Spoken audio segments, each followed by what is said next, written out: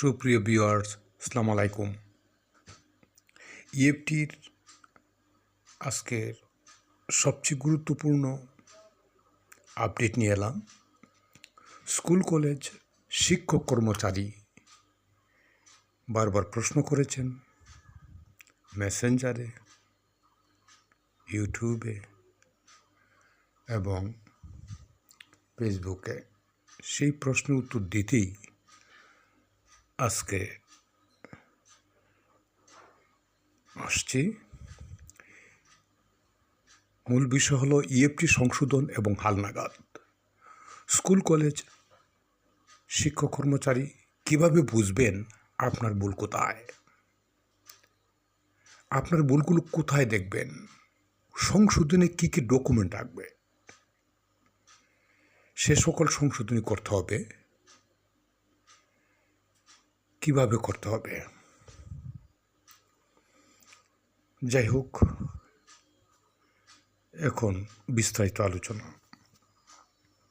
এই আলোচনা করতে আমরা প্রথমেই চলে যাচ্ছি ইএফটি ইএমআইএস ডেস্ক সেলে। আমরা এখানে গিয়ে লগ ইন করব। আমরা প্রথম অবস্থা এমপিওতে ক্লিক করলাম।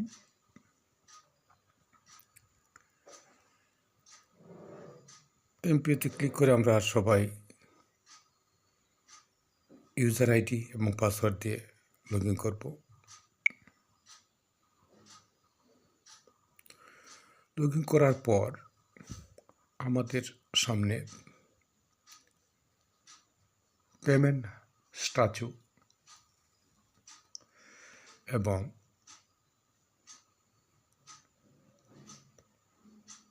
ড্যাশবোর্ড আসবে।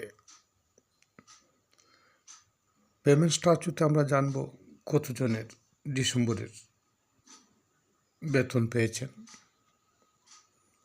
আর কারা পায়নি।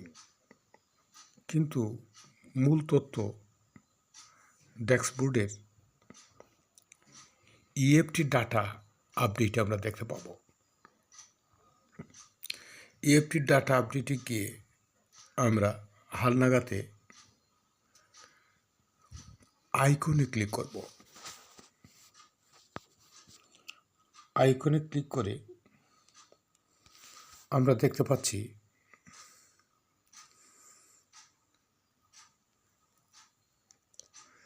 বিদ্যমান এমপিও শিট অনুযায়ী ও সংশোধিত হালনাগাদ। তো এখানেই আমরা ভুলগুলি দেখতে পাবো, কার কি ভুল। তবে একটা বিষয় খুবই জরুরি, যে বাজার থেকে আমরা অনেকেই ভুল তথ্য ঠিক করি, হালনাগাদ করি, কিন্তু সেটা স্কুলে বসে শিক্ষকরা যার যার ফাইল কোথায় ভুল আছে এর জন্য এসএসসি সার্টিফিকেট, এনআইডি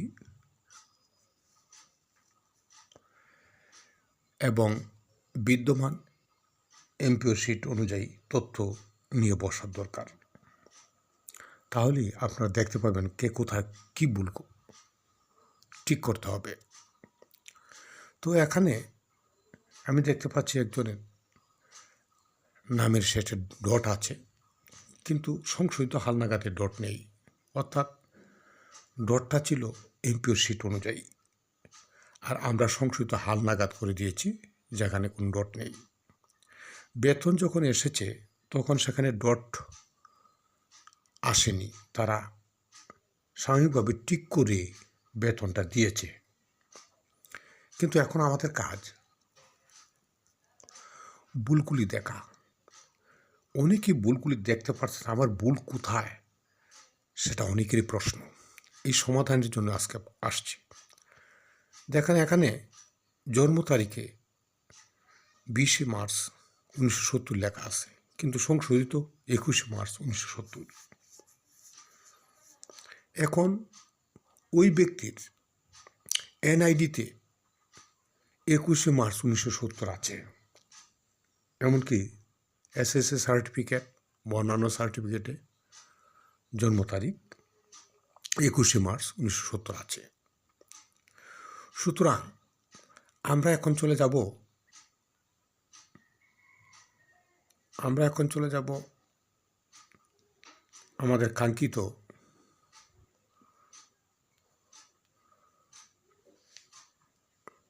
যেখানে আমরা ভুলগুলি কারেকশন করব। তাহলে আমরা একটু চলে যাচ্ছি ইএমআইএস এর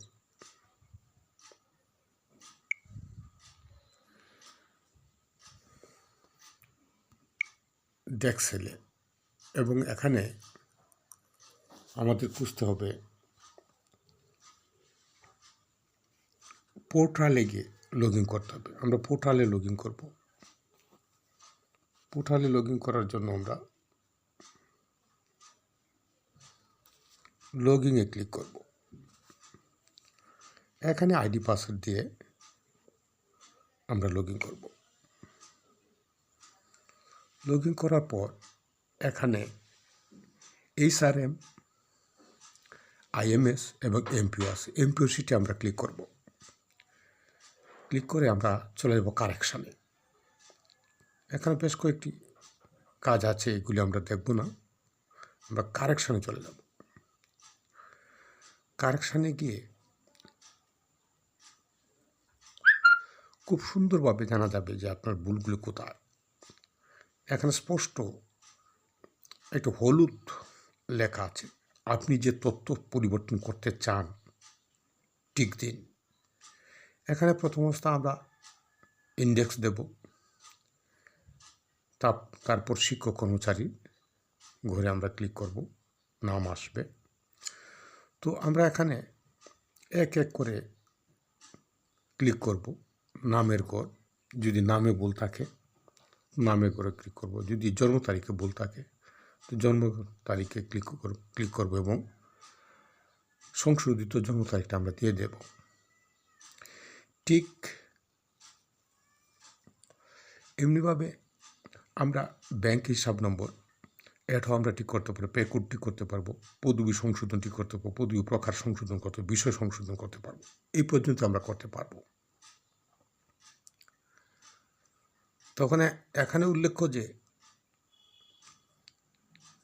যে আমরা আবেদনকারী ব্যক্তিগত অনেক তথ্য আমরা হয়তো ঠিক করতে পারবো না, সেটা কর্তৃপক্ষ ঠিক করে দেবে। তাছাড়া আমাদের একটা আবেদনও করতে হবে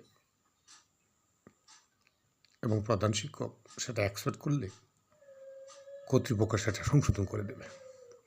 এই বিষয়গুলি খুব জরুরি, এর জন্যই আজকে এই বিষয় নিয়ে আলোচনা। তো এখন হয়তো একটু আগে যে আমরা দেখে এলাম একজন ব্যক্তির জন্ম তারিখে বিদ্যমানে এমপিও বিদ্যমানে 20 মার্চ লেখা, কিন্তু এখানে দেখা যাচ্ছে আমরা জন্ম তারিখে ক্লিক করার পরে দেখা যায় না, তার জন্ম তারিখটি ঠিকই আছে। তো এটা আমরা কিভাবে জানবো একটু দেখে নিচ্ছি।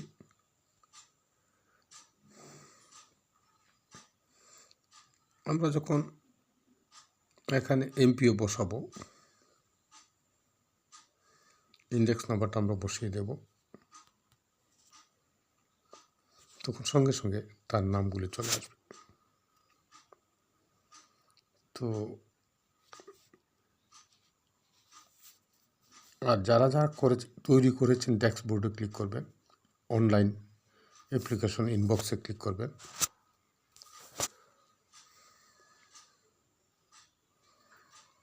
একজনের কাজ এখানে ওপেন করতে বলছে, আমরা এখানে ওপেনে ক্লিক করলাম।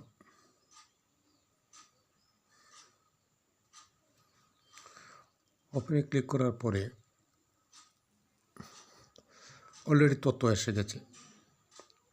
তো এখানে নামের তথ্য ঠিক করা হয়েছে, কিন্তু জন্ম তারিখ ঠিক করা হয়নি। কারণ দেখেন এখানে জন্ম তারিখ আমরা ক্লিক করে দেখি যা 21/3/1970 অলরেডি আছে, যার ফলে এটা আমরা ঠিক করব না। যা আমাদের ঠিক করার তার ঠিক চিহ্ন দিয়ে আমরা ঠিক করছি। পে কোড ঠিক আছে, পদবী সংশোধন ঠিক আছে, পদবী প্রকার সংশোধন, বিষয় সংশোধন সবগুলি ঠিক আছে, যার ফলে আমরা আর ঠিক করব না, যা আছে তা ঠিক করছি। তো আমাদের এখানে লক্ষণীয় যে সর্বশেষ ধাপে আমরা চলে যাব। সর্বশেষ ধাপে আমাদের কী কী আপলোড করতে হবে? Institute head teacher,